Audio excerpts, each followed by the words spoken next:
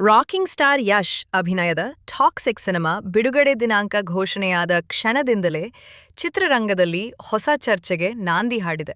August 26ರಂದು cinema ಬಿಡುಗಡೆಯಾಗಲಿದೆ ಎಂಬ ಘೋಷಣೆ ಬಂದ ಬೆನ್ನಲ್ಲೇ ಸಾಮಾಜಿಕ ಜಾಲತಾಣಗಳಲ್ಲಿ ವಿಚಿತ್ರ ಬೆಳವಣಿಗೆಗಳು ಕಾಣಿಸಿಕೊಳ್ಳುತ್ತಿವೆ.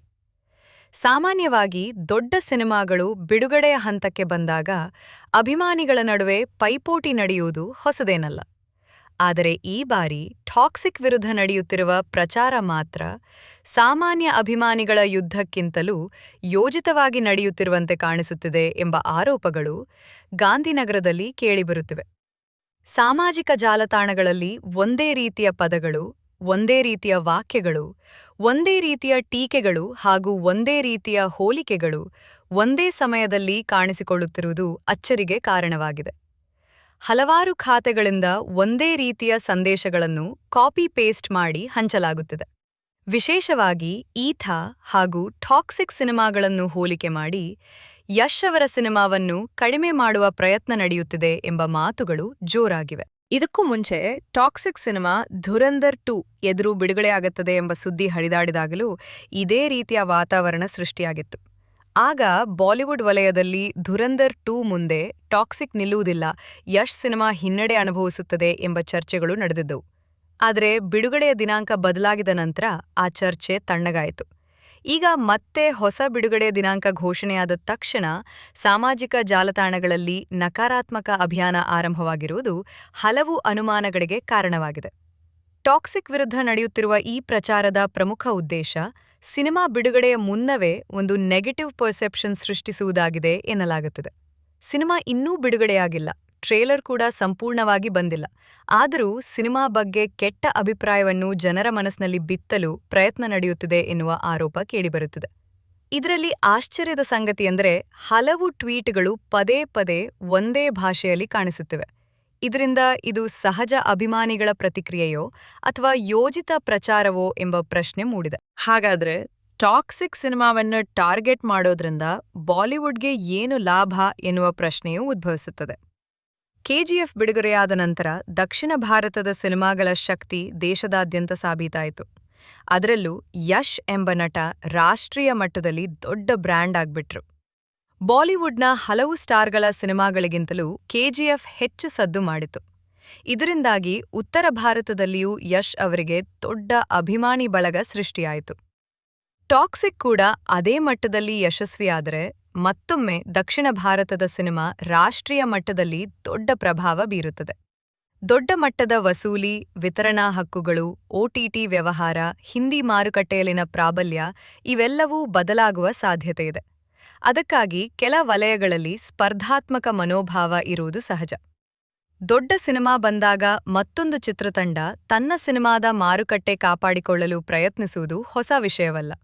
ಆದರೆ ನಕಾರಾತ್ಮಕ ಪ್ರಚಾರದ ಮೂಲಕ ಎದುರಾಳಿಯ ಚಿತ್ರವನ್ನು ದುರ್ಬಲಗೊಳಿಸುವುದು ನೈತಿಕವಾಗಿ ಸರಿಯಲ್ಲ ಎಂಬ ಅಭಿಪ್ರಾಯವೂ ವ್ಯಕ್ತವಾಗುತ್ತಿದೆ. ಇನ್ನು ಟಾಕ್ಸಿಕ್ ಸಿನಿಮಾ ಮೇಲೆ ಇಷ್ಟು ದೊಡ್ಡ ಹೈಪ್ ಯಾಕೆ ಎನ್ನುವುದನ್ನು ನೋಡಿದ್ರೆ ಹಲವು ಕಾರಣಗಳು ಗೋಚರಿಸುತ್ತವೆ. ಮೊದಲನೇದು ಯಶ್ ಅವರ ಸಿನಿಮಾ ಎಂಬುದೇ ದೊಡ್ಡ ಕಾರಣ. KGF 2 ನಂತರ ಯಶ್ ಹೊಸ ಸಿನಿಮಾ ಘೋಷಿಸಲು ಸಾಕಷ್ಟು ಸಮಯ ತೆಗೆದುಕೊಂಡ್ರು. ಯಾವುದೇ ಸಿನಿಮಾ ಒಪ್ಪಿಕೊಳ್ಳದೆ ಕಥೆಯ ಆಯ್ಕೆಯಲ್ಲಿ ಎಚ್ಚರಿಕೆ ವಹಿಸಿದ್ರು. ಇದರಿಂದ ಅಭಿಮಾನಿಗಳಲ್ಲಿ ಕುತೂಹಲ ಹೆಚ್ಚಾಯಿತು. ಎರಡನೇದಾಗಿ ಚಿತ್ರದ ನಿರ್ದೇಶಕಿ ಗೀತು ಮೋಹನ್ ದಾಸ್. ಅವರು ವಿಭಿನ್ನ ಕಥೆಗಳನ್ನು ಹೇಳುವ ನಿರ್ದೇಶಕಿ ಎಂಬ ಹೆಸರನ್ನು ಹೊಂದಿದ್ದಾರೆ.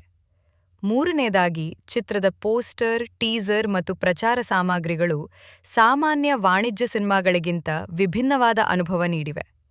ಇದರಿಂದ ಟಾಕ್ಸಿಕ್ ಕೇವಲ ಮಾಸ್ ಸಿನಿಮಾ ಅಲ್ಲ, ಒಂದು ವಿಭಿನ್ನ ಶೈಲಿಯ ದೊಡ್ಡ ಸಿನಿಮಾ ಎಂಬ ಭಾವನೆ ಜನರಲ್ಲಿ ಮೂಡಿದೆ.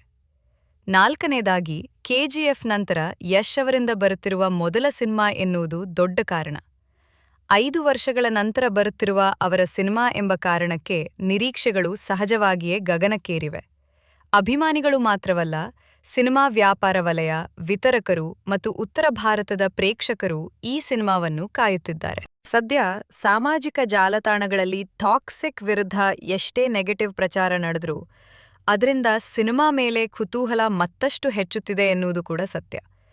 ಏಕೆಂದರೆ ಇತ್ತೀಚಿನ ದಿನಗಳಲ್ಲಿ ವಿವಾದಗಳು ಹಲವೊಮ್ಮೆ ಸಿನಿಮಾಗಳಿಗೆ ಹೆಚ್ಚುವರಿ ಪ್ರಚಾರವನ್ನೇ ತಂದುಕೊಟ್ಟಿವೆ.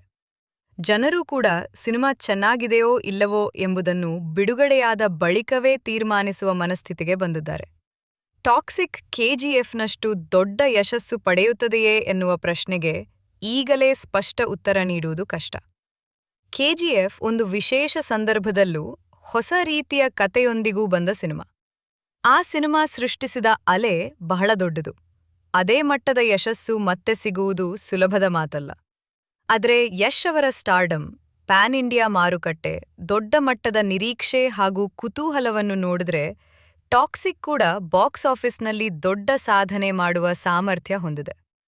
ಕೊನೆಗೆ ಹೇಳುವುದಾದ್ರೆ, ಸಾಮಾಜಿಕ ಜಾಲತಾಣಗಳಲ್ಲಿ ನಡೆಯುತ್ತಿರುವ ನೆಗೆಟಿವ್ ಅಭಿಯಾನ, ಹೋಲಿಕೆಗಳು ಹಾಗೂ PR ಯುದ್ಧಗಳು ಒಂದು ಕಡೆ ಇರಲಿ, ಸಿನಿಮಾ ಯಶಸ್ಸು ಅಥವಾ ವೈಫಲ್ಯವನ್ನು ಅಂತಿಮವಾಗಿ ನಿರ್ಧರಿಸುವವರು ಪ್ರೇಕ್ಷಕರೇ.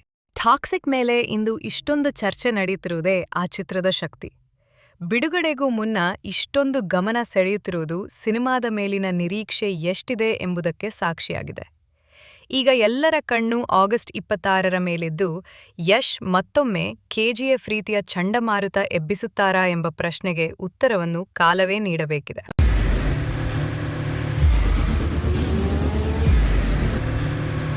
ಪ್ರಜಾಮಾರ್ಗ ನ್ಯೂಸ್, ಇದು ಜನಸಾಮಾನ್ಯರ ಧ್ವನಿ. ನಮಸ್ಕಾರ. ನೀವು ನೋಡ್ತಾ ಇದ್ದೀರಾ ಪ್ರಜಾಮಾರ್ಗ ನ್ಯೂಸ್. ರಾಷ್ಟ್ರದ, ರಾಜ್ಯದ, ರಾಜಕೀಯದ ಬಗ್ಗೆ ಹೆಚ್ಚಿನ ಸಿನಿಮಾ ಅಪ್ಡೇಟ್ಗಳಿಗಾಗಿ ಫಸ್ಟ್ ಲೈಕ್ ಮಾಡಿ, ಸಬ್ಸ್ಕ್ರೈಬ್ ಆಗಿ, ಹಾಗೆ ಫಾಲೋ ಕೂಡ ಮಾಡಬೇಕು.